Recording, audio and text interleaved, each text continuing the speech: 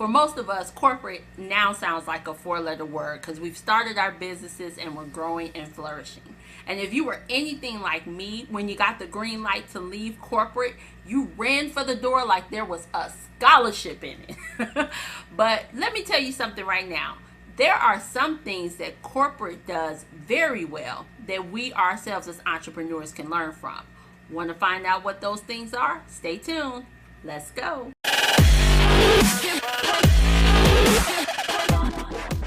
Okay, yes, I'll confess it. I am the first person to say that I am anti-corporate. But after working for so long in the entrepreneurial world, what I have found is that some of the things that kind of frustrated me in this space is actually some things that corporate does well. So what I wanted to do was kind of bring those things to you guys' attention so that you're able to see exactly what you can take from the corporate world to apply to your business and take it even further. So let's start with point number one. The first thing that corporate does that we tend to get wrong is that corporate does take into consideration operations. What I mean by that is the way things flow in their business. See, most of us as entrepreneurs, we are focused on getting the sales starting out the gate, getting that first client, getting that money rolling in and things like that. Not knocking it at all.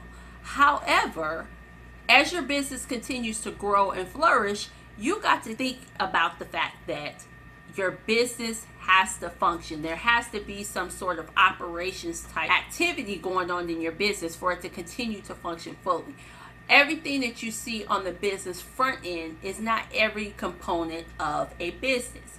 And see, sometimes we get so locked into, this sale and this client and that client, we forget about the fundamental things that are involved in actually growing and scaling our business.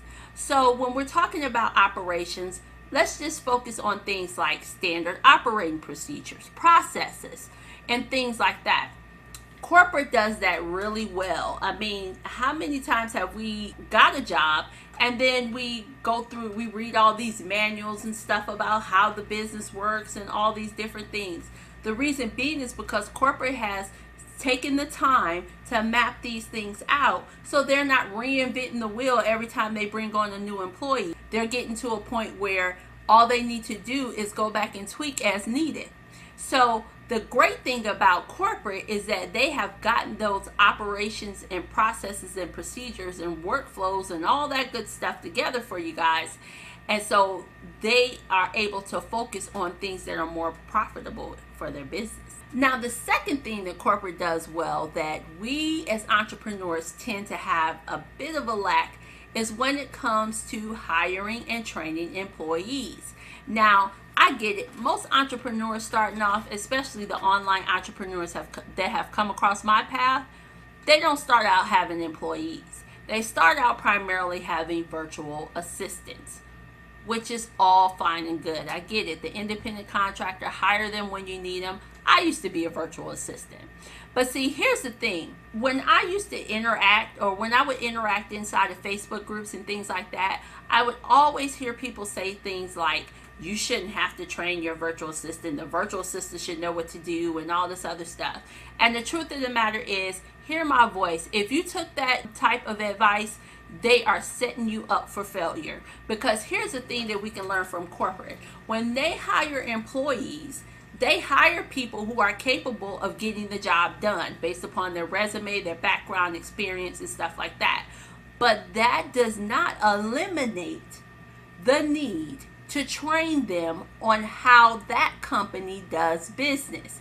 And the same thing is the case with entrepreneurs. Do not hire a virtual assistant or anybody else on your team and not set aside the time to train them and expect them to just come onto your team, come into your business, and just know what to do. This is not Devil Wears Prada and your name is not Miranda.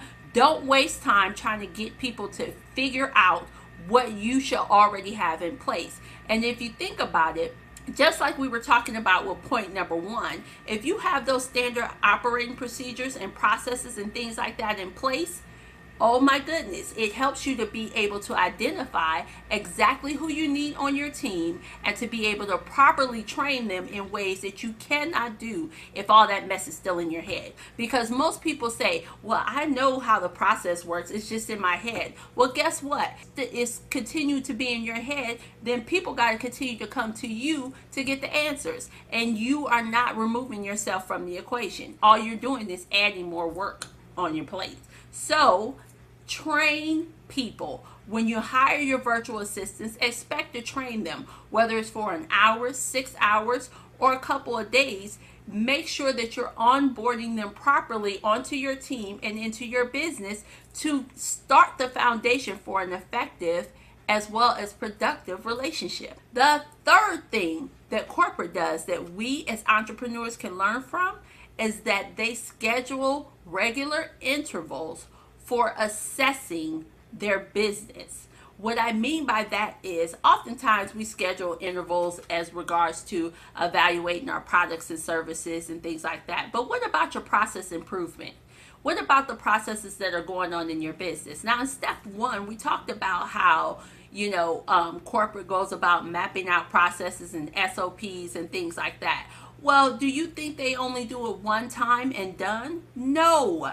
They schedule that time to evaluate their processes and say, is the way we're doing it right now, is that the most effective way to do it? Can we streamline some things? Can we automate some things? This is where you find out whether or not certain positions are necessary and things of that nature. The same thing with your business, entrepreneur. You have to evaluate things on a regular basis, because what happens if you don't? Here's what happens. You wind up being reactive. You don't respond, or you don't alter, or you don't even examine your processes until you get a complaint from a customer or a complaint from a virtual assistant or somebody else on your team about how things are working. And by that time, you're reactive. It may be time sensitive, and things don't get done as effectively as they should. So if you are scheduling those regular interval times in which to assess the processes and systems that you have in place in your business, you will be much more effective in the long run as you grow and scale your business. So there you have it. 3 things that you can do right now to apply to your business that will help it to continue to grow effectively based upon what we can learn from corporate. Now, I'm going to ask you, are you currently applying these 3 things in your business? If so, tell me in the comments below. If not, tell me which one of these steps you're going to apply in the future and how you're going to go about doing it. Hey, did you like this video? Well, don't forget to like, share, and best of all, subscribe. I'm going to give you a minute. So that you will always know whenever I go live here on YouTube. Hey, have you joined the society yet? If not, head on over to facebook.com and join me in the Systems and SaaS Society. This is the place to be for female entrepreneurs who want to grow their business with the sassy systems and the stellar support that they know that they need to get there. So that's all for today, folks. I hope to see you soon. Take care. Bye.